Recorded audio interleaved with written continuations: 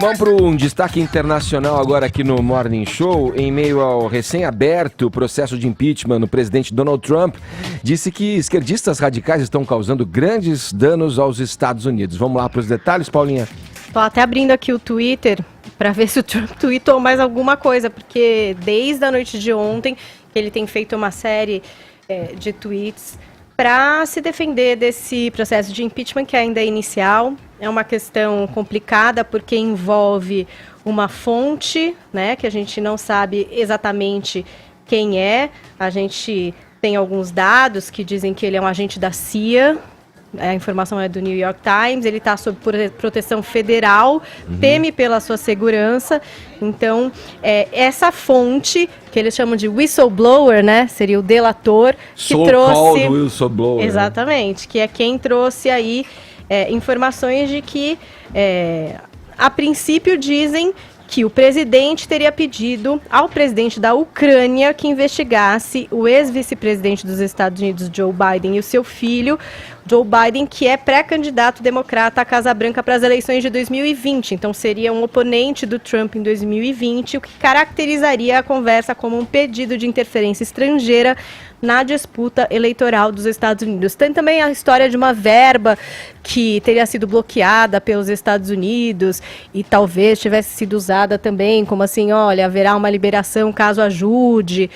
Enfim, é uma conversa que a gente não ouviu ainda, Edgar. A gente sabe de parte dessa conversa que foi divulgada, a gente tem transcrições disso, coisas que foram lidas já, mas ainda existe muito embate do Trump dizer que não foi assim que as coisas aconteceram, que não tem nada ali nessa conversa que possa dar margem para o pedido de impeachment, enquanto os democratas dizem que tem sim, que acreditam muito nessa fonte e até já pediram para que outras fontes, outras pessoas que possam ter conhecimento do que aconteceu nessa conversa venham a público mesmo, porque os dados dessa conversa parece que foram, de certa forma, ocultados. É tudo bastante nebuloso e inicial, Ed, e o Trump tem usado o Twitter para falar sobre isso. Então ele fez esse tweet, esses esquerdistas radicais democratas que não fazem nada, estão causando grandes danos ao nosso país. Eles estão mentindo e trapaceando como nunca antes na história do nosso país, a fim de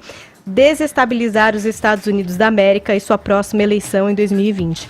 Eles e a mídia falsa são perigosos e ruins. E aí ele diz o seguinte, como todo americano, mereço conhecer meu acusador, especialmente quando esse acusador representou uma conversa perfeita com o líder estrangeiro de uma maneira totalmente imprecisa e fraudulenta. E aí ele acusa o deputado democrata, que é o Adam Schiff, que é o presidente da Câmara, da comissão da Câmara responsável pelo impeachment, de ter inventado o que ele disse e trazido essa informação ali em Congresso. Ele diz assim, suas mentiras foram feitas de maneira mais flagrante e sinistra já vista na grande Câmara. Ele escreveu e leu coisas terríveis, depois disse que eram da boca do presidente dos Estados Unidos. Quero que Schiff seja interrogado ao mais alto nível por fraude e traição. Além disso, quero conhecer não apenas meu acusador, que apresentou informações de segunda e terceira mão, mas também a pessoa que ilegalmente forneceu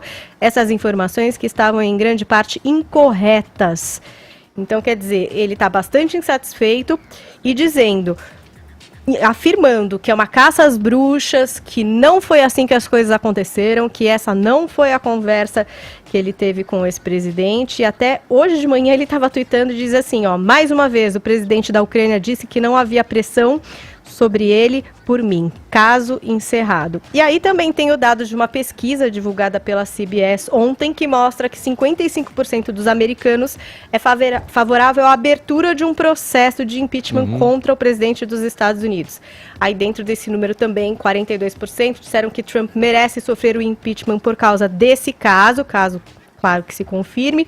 36% são contra o impeachment, 22% declaram que ainda é cedo para responder. E dentro dessa pesquisa também se detecta que a grande maioria das pessoas que apoiam o impeachment são democratas. 87% dos entrevistados têm uma margem de erro de 2,3. Isso está acontecendo agora em tempo real. Cada dia um lance, Ed, porque é um processo muito inicial e agora vão começar os interrogatórios, as pessoas vão ser chamadas para falar sobre isso. é muita coisa ainda para ser apurada, Edgar. É uma guerra retórica, né? Acusações de um lado e de outro. Eu estava acompanhando aqui uma thread postada pela repórter a Carol Krahenbuhl, do Globo News, acerca de um comentário de um pastor americano, né? O pastor Robert Jeffress, ele diz o seguinte, numa entrevista para Fox News, ela fala assim, ele diz o seguinte, se os democratas forem bem-sucedidos em remover o presidente Donald Trump, né, o que eles não vão, ele coloca aqui, isso vai causar uma guerra civil nos Estados Unidos, uma fratura na nação que jamais será curada. Quer dizer, começa-se ali um embate de retórico ali, e jurídico, porque isso também, o presidente Donald Trump querer saber, isso está com a justiça, né? Se ele está ali mantido em anonimato ou protegido, é porque tem alguma razão. De um lado, de fato, o Donald Trump, como qualquer cidadão, teria o direito de ter conhecimento de quem o está acusando, né? Mas, por outro lado, diante da circunstância, ali tem toda uma pressão política em cima e não se sabe o que pode resultar ali, né? Impressões políticas vindas, inclusive, de um presidente com o perfil, né, do presidente Donald Trump. Só alguns comentários, né, sobre a pesquisa. É muito importante a gente pontuar, como a Paulinha esmiuçou aqui pra gente, que a maioria da população ela apoia a investigação, né, não o impeachment em si. E também tem uma particularidade, né, da eleição americana, porque o voto popular lá é por colégio eleitoral. Então não necessariamente a vontade da maioria é que prevalece na eleição mesmo do presidente da República. É um sistema um pouquinho diferente do brasileiro.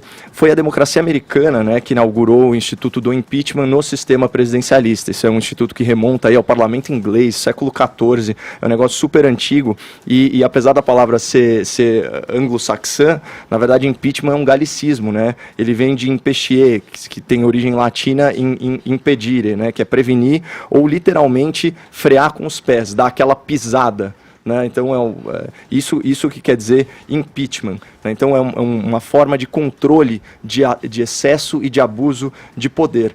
E, assim como no Brasil, nos Estados Unidos, o impeachment ele é um processo jurídico-político. Portanto, assim, é necessário que haja uma causa jurídica e, no caso americano, tem que ser um ilícito grave.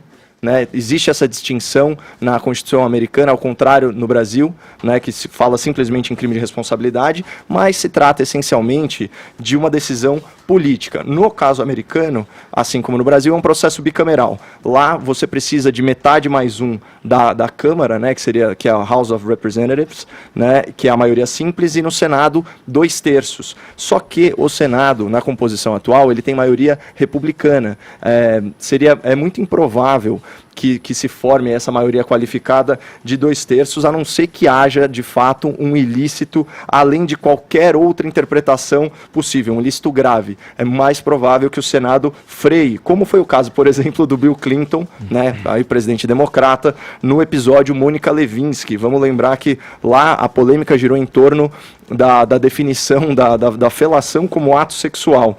E isso faria o presidente americano incorrer em perjúrio, porque declarou que não manteve relação com a sua funcionária, relação íntima. Bom, o objetivo principal dos democratas aqui não é o impeachment. Isso é um objetivo acessório, secundário, seria um efeito colateral bem-vindo para a oposição. O objetivo maior é a narrativa, né? Então é colocar o presidente como um traidor da pátria, como um patrimonialista e desgastar aí a sua imagem, gerando uma certa paranoia conspiratória, né, de um presidente que atua em conluio com forças estrangeiras. Então, eu acho que como o Edgar colocou, é muito mais uma guerra da informação do que qualquer coisa.